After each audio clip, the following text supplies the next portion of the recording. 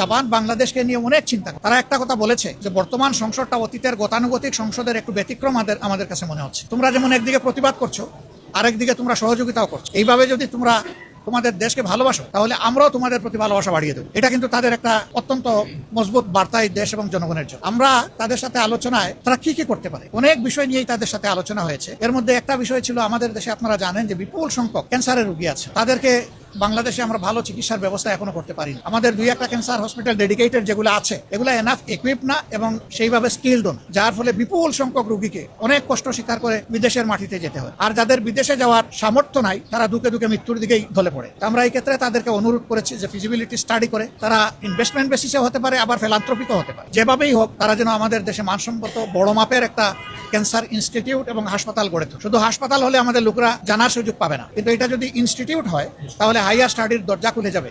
আমাদের আরো কিছু স্কিল লোক তৈরি হওয়ার একটা ব্যবস্থা হবে। তো তারা বিষয়টাকে সক্রিয় বিবেচনায় নিয়েছেন। আমরা আশা করছি যে এই ব্যাপারে তারা ইতিবাচকভাবেই আগাবেন।